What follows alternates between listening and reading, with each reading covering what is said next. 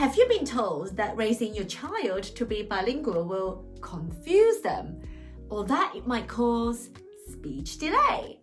On the other hand, maybe someone told you that kids are like sponges. They'll just absorb any language you throw at them effortlessly. What if I told you that these so-called facts are actually myths, or worse, lies that are actually sabotaging your success? In this video, I'll debunk the top 5 myths about raising bilingual and trilingual children, explain why they are so damaging, and share exactly what you can do instead. Let's bust some myths and set your family up for long-term success. Hey, I'm Ka Yee, professional translator, chartered linguist, and a member of the Chartered Institute of Linguists. Since 2016, my husband and I have been raising our children to be trilingual in Russian, Chinese, and English while living here in the UK. This channel is here to support parents like you, whether you are just starting out or feeling stuck in the journey of raising multilingual children. My book, Bilingual and Trilingual Parenting 101, has helped thousands of parents around the world. Link down below if you want to check it out. In this video, I am going to tackle the top 5 lies that held us back in the early years and might be holding you back too. We'll dig into the research, I'll share some practical advice and give you real-life examples from our family experience. Let's get started. Lie number 1, kids are like sponges. Let's kick off with a phrase that makes me wince every time I hear it. Kids are like sponges. You often hear this from 2 camps of people. One, well-meaning people who are not raising multilingual kids themselves, who might not even be parents themselves. And in the second camp, from parents who are, let's be blunt here, sort of half-heartedly attempting to raise bilingual children. And what they mean when they say this is, you can just casually throw some language input at your child, a few TV shows here, some nursery rhymes there, oh, and of course some language apps on the iPad, and boom, they'll become bilingual, job done. They never talk about consistency. They never talk about how much input the child actually needs to absorb.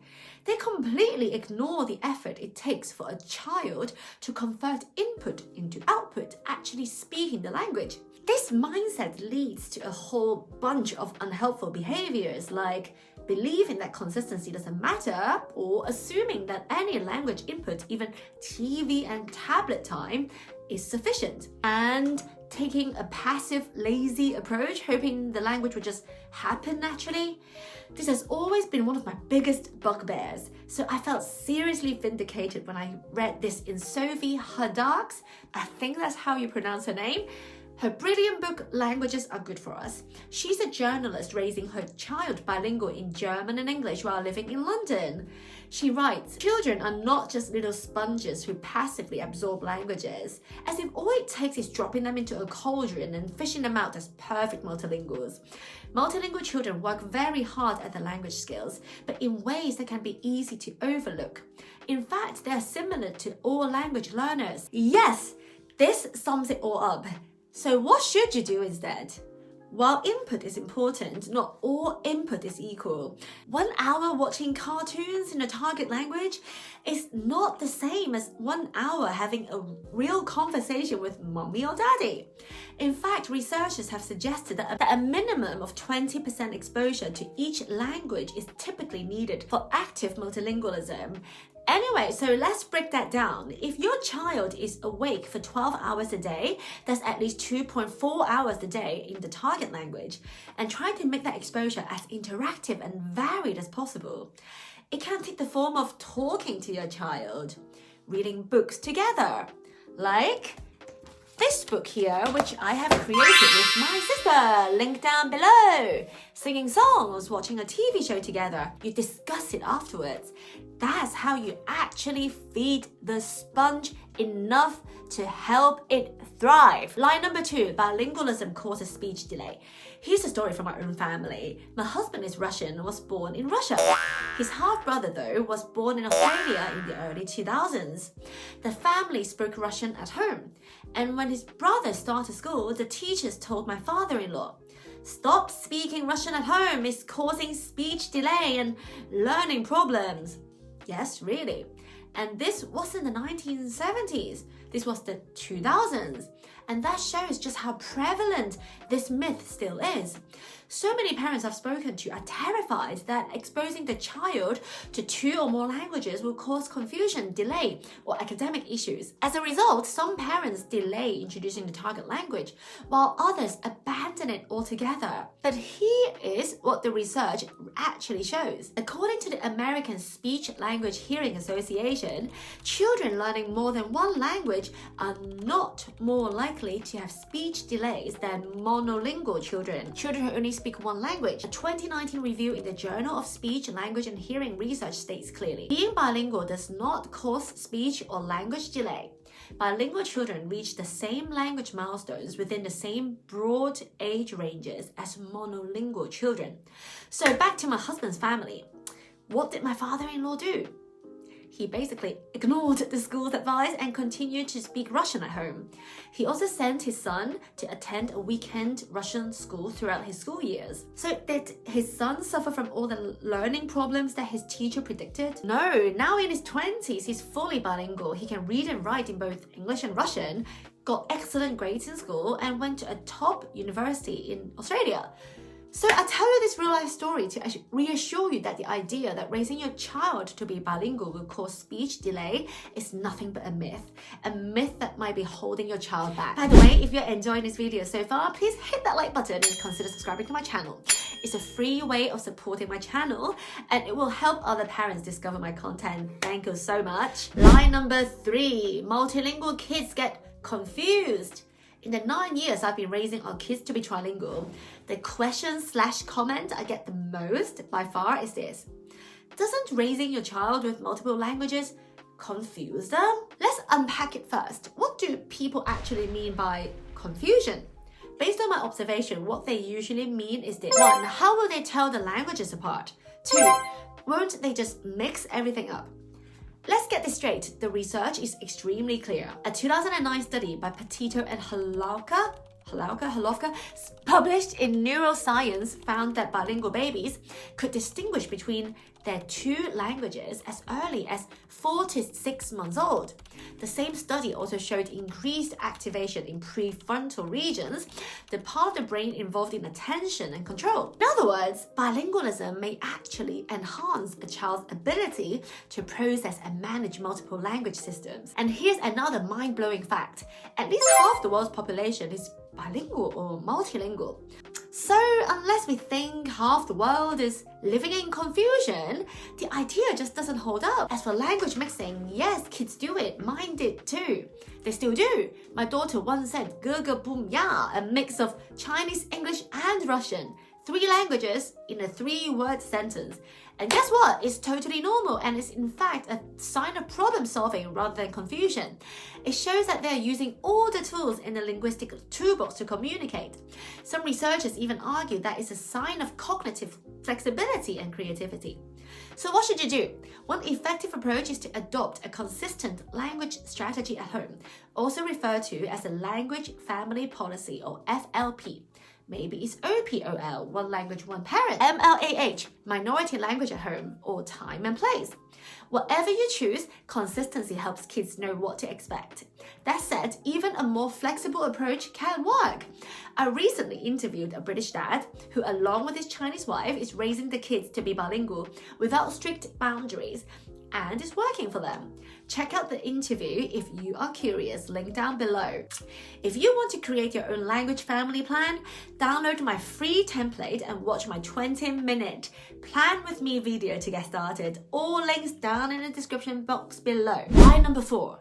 They'll just speak English anyway, so what's the point? A few years ago, I was at a local playground when I met a Russian mum. When she noticed that we were speaking to our children in Russian and Chinese, her attitude kind of changed and she told us kind of bitterly that your kids will only want to speak English once they start school. Just you wait. And she's not the only one. I've heard this sentiment so many times. English will take over anyway, so why bother? Well, how do I put this? I'm not even sure this one qualifies as a myth. It sounds more like an excuse, a justification for giving up before the hard part starts. Yes, once kids enter the school system, the influence of English or whatever the majority language is where you live gets much stronger. Sure, it's absolutely 100% true. I've seen it myself, but is it game over? Not at all. We are now nearly 9 years into our journey and thankfully that Russian mom's prophecy hasn't come true for us. Both our children still speak Russian and Chinese at home. They can read, write, and hold conversations in all 3 languages.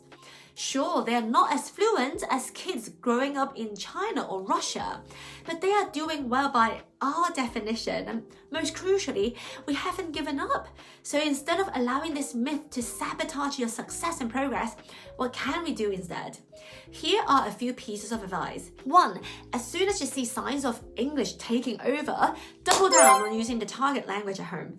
Be even more consistent about using only the target languages as much as possible. 2. Encourage your child to respond to you in the minority language, gently but consistently. I personally think it's quite reasonable to tell your child that they need to speak Chinese to mama. Some people might see this as pushy, but honestly, I disagree. If you truly want your child to speak the minority language, this is what it takes. If it feels too harsh and you're happy with how things are going now, then by all means carry on. But if what you're doing isn't getting the results you want, consider trying a different approach. Just try it. That's my honest advice. So in short, language attrition is not inevitable, but you do need to fight for it. That they'll struggle at nursery or school otherwise. Listen, I get the concern. Truly, I was in the same situation myself, worrying whether my child would cope with starting nursery in a new language. But here's the problem. If you wait until your child is already fluent in English, you've likely missed the critical window for acquiring a second language easily and naturally. And by that point, their preference for English will already be deeply entrenched. So when you finally try to introduce the minority language at, let's say, age 3 or 4, it feels a bit more foreign, more forced, and often met with more resistance. That's not to say it's not possible, it absolutely is, but it's going to be harder, not easier. And the thing is, kids pick up the majority language incredibly fast. In our case, we introduced the minority languages from birth. Well, it was actually a bit more complicated than that. We switched languages and everything was a bit chaotic, which I dive deeper into in another video if you fancy checking it out. Anyway, before our children started nursery, we made sure to teach them a few essential English phrases, just the basics like toilet, I'm hungry, water, thank you. And honestly, that was enough. Both our children adjusted really quickly. And in fact, both of them soon developed a preference for English.